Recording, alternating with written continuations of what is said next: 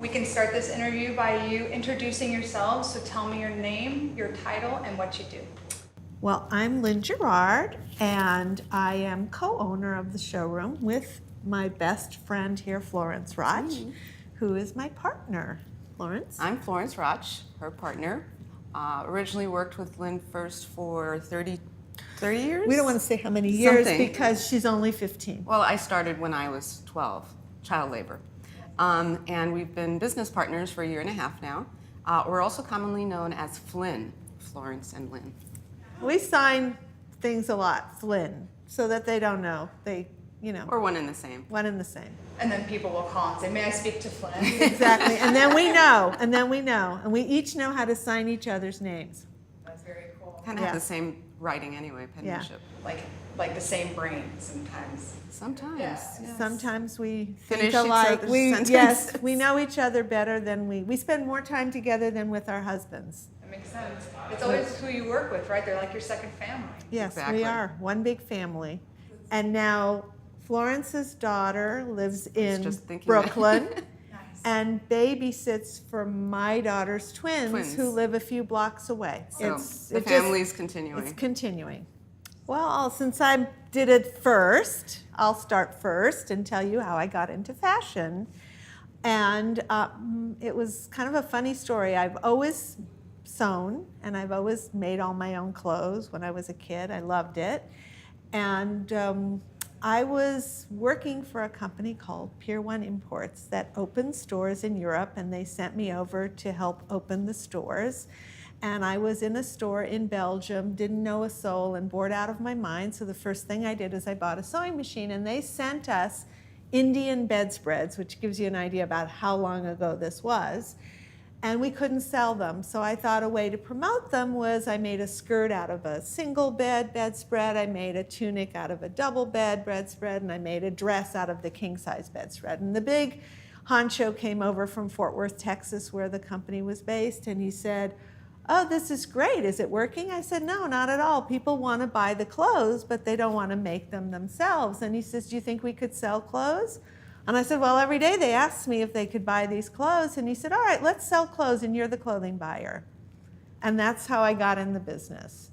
So it was pretty interesting. And one thing led to another, and I worked for a French company that sent me back to LA, which I was thrilled to come back to sunshine and long days of good weather. And they closed their showroom, and I took it over.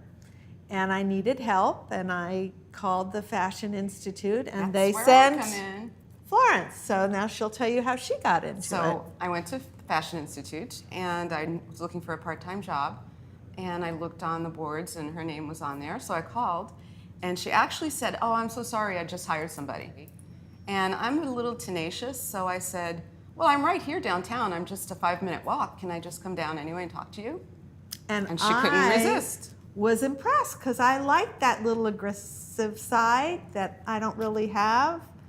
And I thought that could make for a nice combo. And the key was I looked at her resume, and it said she spoke fluent French because her family's from Haiti. And that was my first language. That was her first language. And I speak French to my husband, and when I say to him, "Honey, what do you want for dinner?" in French, which is "Chérie, qu'est-ce que tu veux manger ce soir?" I don't want someone looking at me going, "Well, I don't know what she's saying." Which you had. Which I had before. And so I said, "That's it, you're hired." And it was meant to be. And I always knew that Florence had my back. I mean, always. I never worried 1 minute that, well, I'm not here, what's going to happen, and that's why when I decided it was time to sort of step back a little and semi-retire, it was always in the back of my mind that the business would be Florence's, and it's been working really well, and business has been incredible since I'm stepped back a little and let Florence hold the reins, and she's done an outstanding job. Outstanding. I'm very proud of her.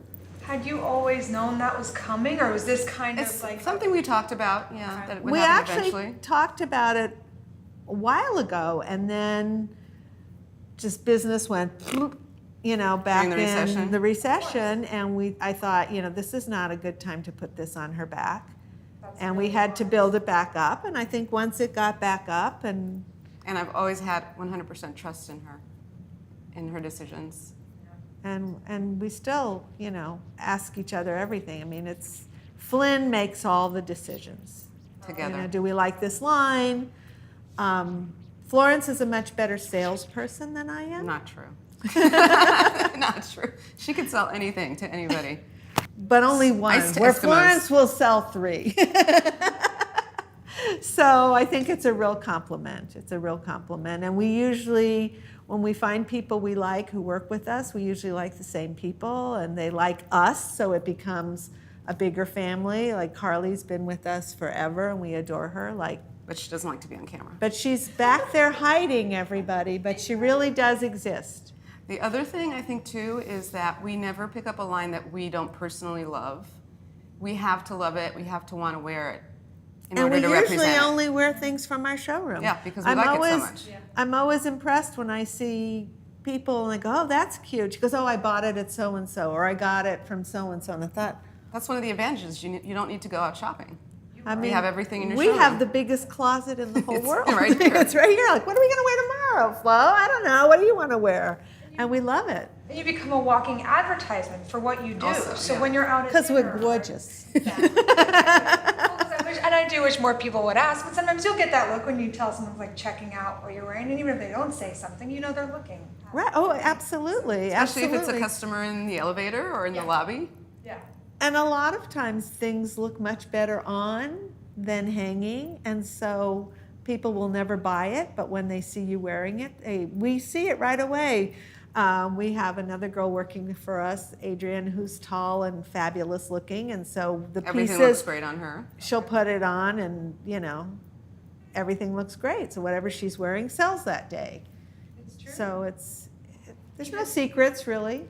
No, and it's true. Even though we're doing this marketing aspect of creativity, it's still 72% of marketing is what people are told.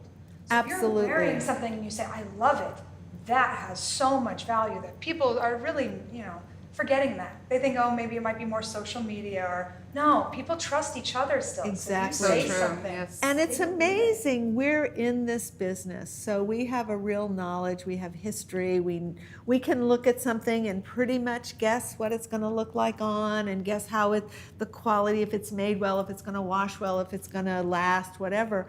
But I'm amazed at how many people out there are very insecure about clothing. Yeah. And they really count on the stores to guide them. And I think that's why there still are stores out there, because people don't know. And they buy things online that look great on the picture, but you're not touching it. You're not seeing how it's finished. The pictures are totally retouched. And look how many returns, the percentage of returns for things bought online is crazy. I was just amazed. I was reading an article about the gross profit margin is still much higher on brick and mortar stores than it is on internet. And you would think internet sales don't have such high expenses because it's a warehouse, it's not a store, but the returns and shipping, I don't know if you've shipped anything lately, it costs a fortune. So all these people who do free shipping and free returns, they're getting killed. It's very costly. Exactly. Nothing in life is free. I tell Exactly. this even to my younger sisters. I go, if somebody ever offers you something for free, it's never really free. Right. Somebody is Paying for that it. thing. Right. And so don't discount it. Know its value. And so if we We can talk to shoppers about knowing the value of what they're buying. I think they'll make smarter purchases. For so long, it feels like we've allowed people to shop off of popularity or look, like a celebrity wears it, therefore I Right, want it. But maybe your body type doesn't Completely have different. that thing. And Exactly. so then instead they feel bad about themselves, thinking, well, oh, that's not for me. Hey, we're all completely different. So you have to know your body type, and To you know what's have gonna to look know good on what it. looks and store owners, because they do this all day long, they are the best salespeople ever. And our most successful customers are the ones who buy, but they're also selling in their stores. And they know their customers, and they know when they come in what they need and who they're looking for and what kind Very of often they'll name customers. Name? Oh, by Susie's name. gonna Yeah, love she's this. gonna love this. Oh, I need to buy this for this one, and Oh, that's really nice. they have loyal it's- customer it's, bases. It's a real plus, and we try, especially over the last few years, because we have our customers have to compete with the internet.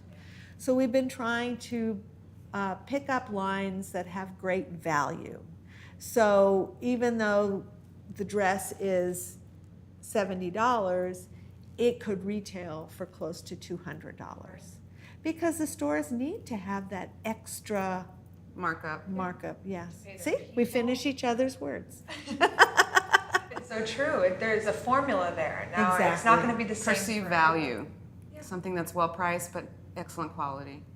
And for a long time, it seems, it's just my opinion, that branding led that effort, that if a brand did very well with their image, then people believed it. But now I feel people are turning into a more conscious shopper where they're flipping a tag over. Yes. Going, okay, where is it made? If they're going to charge me Yes, $2,000 for very this true. dress, but it's made in this country where I know they're not paying the people that, well, then where's the money going? We're seeing that more and more, and we have 2 lines that we're really proud of that are made right here in Los Angeles, and the quality is incredible, But And- really well priced. very well priced, and they're our top lines. No, you know, it's funny. It's sort of organic how we work with people.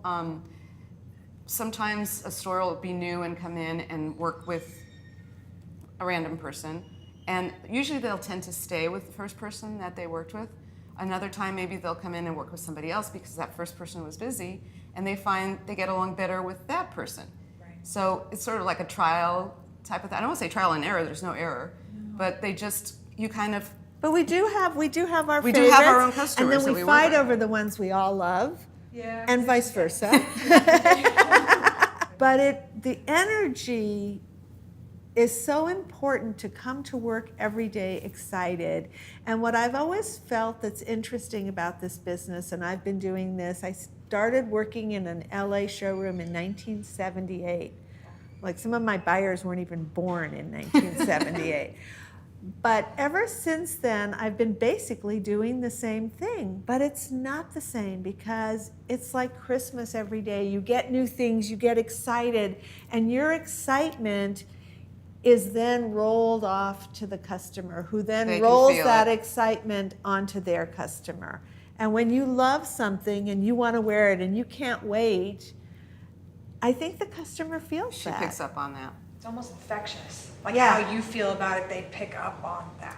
And it's very important to have that energy, and I think we really have it in this showroom. We all love talking about things and talking about new things and what did you do and what did you wear and you wore this dress and how did it feel, or I was telling you I did the stand-up and I wore this great Eva Varro dress and I loved it. So there's an area where you really want to get excited. If you're not excited about it, how can you sell it? It's about honesty.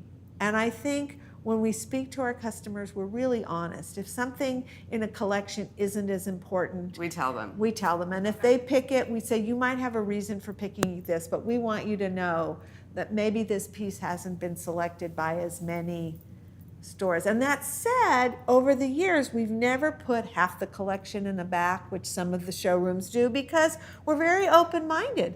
We are sometimes amazingly surprised What by people like. something people like that we didn't really relate to right away. So we're very open-minded about showing everything, keeping everything out, but we will be honest with the store who's trying to decide between 2 things. That's our job. They trust us. We don't want to sell them just once. We want people to come back. And we have customers who've been our customers since I've been in business. And they're like family too. It's really And it's nice. fun to see new buyers come in. Yeah. New stores All the opening time. up. We All get the new time. stores every market. And that's fun.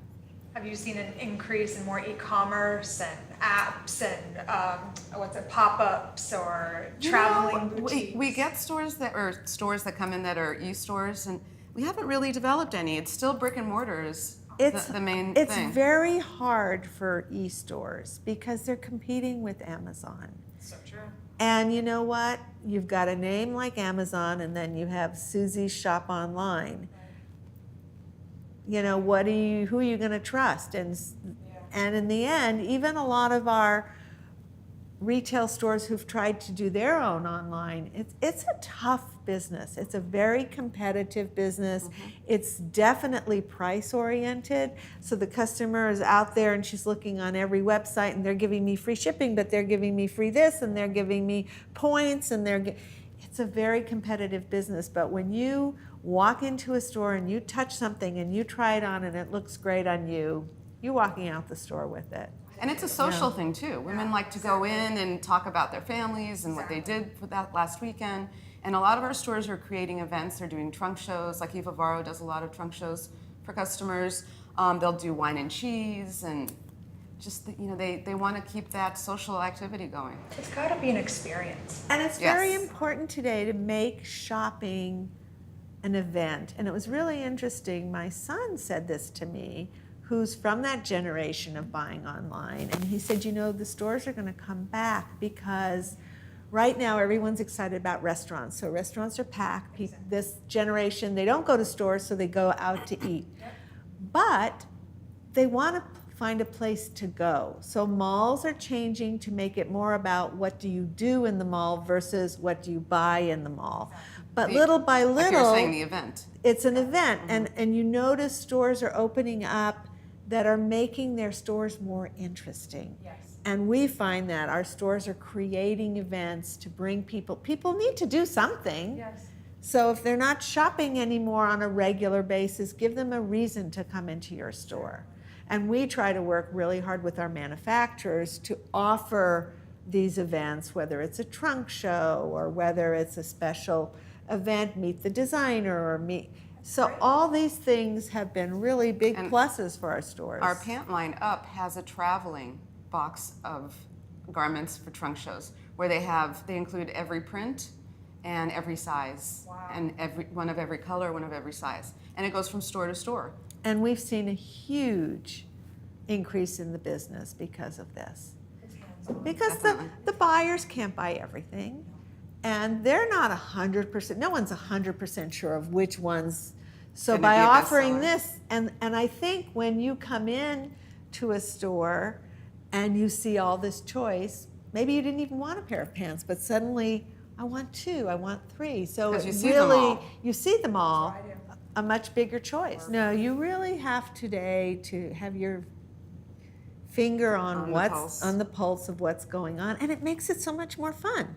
I think it keeps us young and dynamic and in touch. It's about enjoying what you do and giving that vibe to your stores, and then they in turn give that vibe to their customers. And most of our customers have I don't want to say they're small town, but it's really interesting. In a city like Los Angeles, because it's so vast, there are a lot of brand stores, so there's not a lot of multi-line stores. And so, but in the little towns where you have repeat customer, more than ever do you have to give them newness all the time. So I think that's why they come to us, because we're always giving them something new. Our Eva Varro line, I think we get new samples for sure weekly, but I would say almost every other day we get new samples. It's a lot. It's not like every other line. They don't have seasonal groupings. They just keep adding. They're on the pulse of it. They're constantly, because they have in-house sewing, they can turn a trend. If they have a retail store, they hear people coming in, do you have a white blazer? Do you have a white blazer? They can turn it Tomorrow out we that have day. a white blazer, and it's just fabulous, and our customers really reap the benefits of that. We luckily have not had a lot of stores close. No. Lynn updates the customer account list, and when we call during markets, we call our customers. We make notes of who closed or who's going out of business, and we really haven't had that happen. We have a really big customer list too, so we're fortunate that way. And like I said, we're even seeing new stores open. I would like to say that since we moved to the new mart, we've gotten a new energy. We were trying to move here for 3 years, but I felt that our business was good. We had a great location where we were located before, and to not improve or equal what we had would be a mistake. So We were waiting for the right room.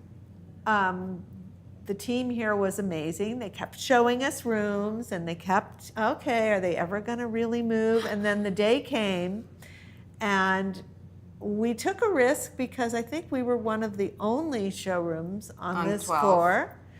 And but we felt the location was good enough, right across from the elevators, that even if, and within 6 months, the building had leased the entire floor.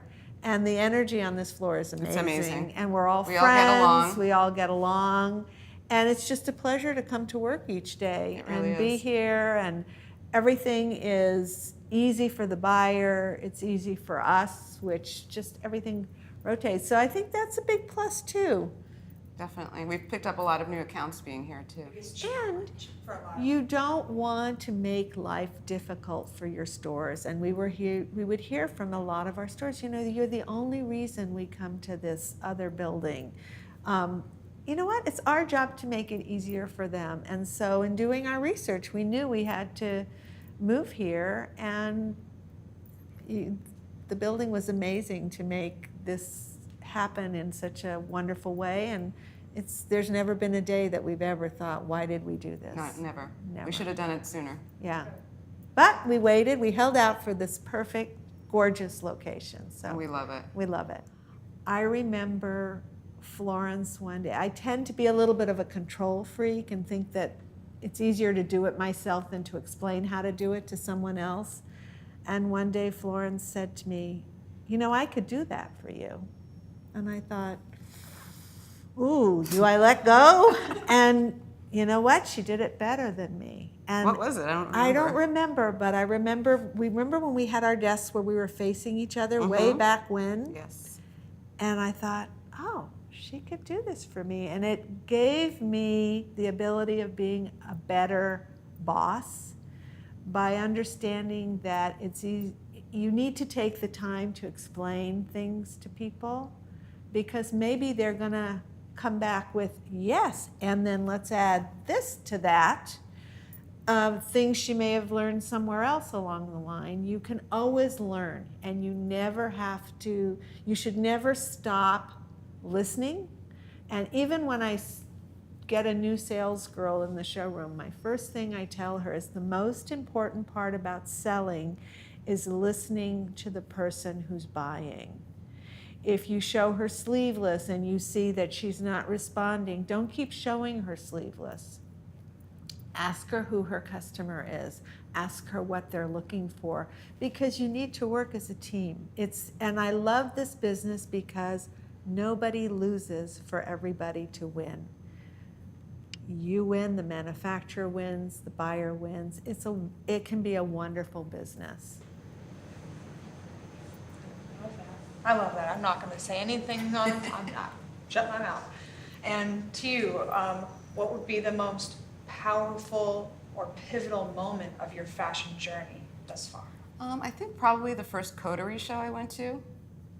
Yeah. It was just overwhelming when you see and that was also a long time ago when there were a lot more lines, a lot more stores. So it was truly a wake up to like, wow, this is a big industry. And I'm going to remind Florence something about, she told me at that first show, we had a line from France that was extremely successful. The woman who owned this company, Who's still working today, was just this matriarch and didn't need to be physically doing things. And we were setting up the booth, and Florence and I were, setting things up, and she walks in, and it was the middle of winter, and she takes off her full-length mink coat. In those days, that was very appropriate, and throws it on the floor and said, let's get going, and starts moving hangers. And Florence looks down at the coat. It was an Yves Saint Laurent mink coat. And Florence says, let me hang this up for you.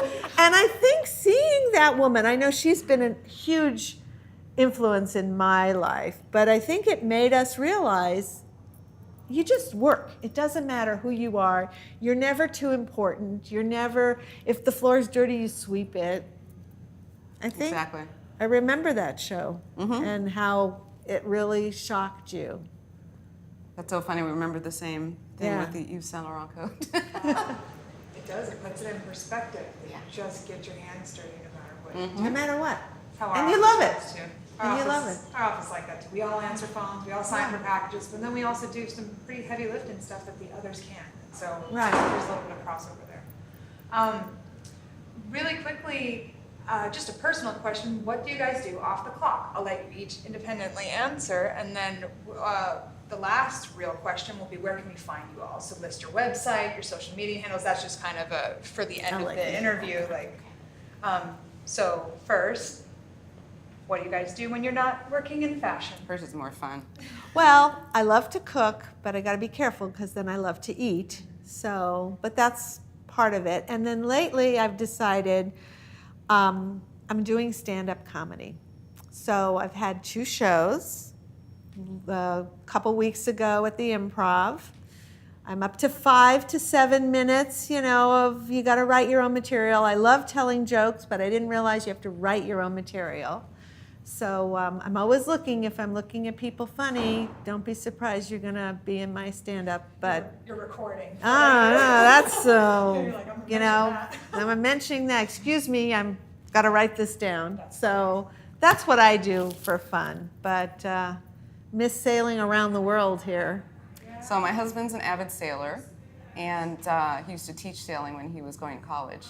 And recently we just took a trip to Sardinia on a sailboat with another couple, a 40-foot sailboat, and we went from northern Sardinia up to northern Sardinia to southern Corsica.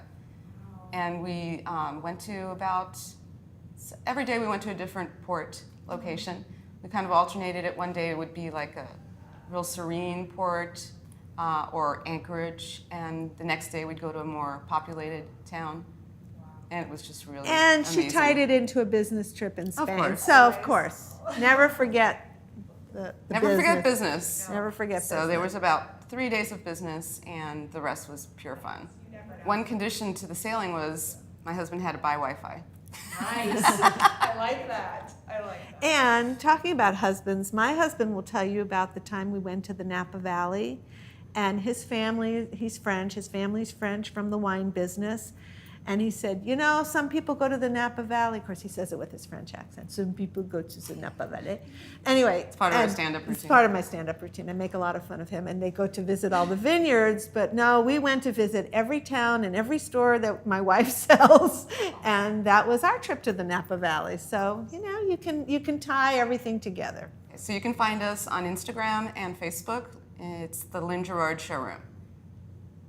And our email is Lynn Girard Showroom at gmail.com. at gmail.com. That was the .com. That was the .com.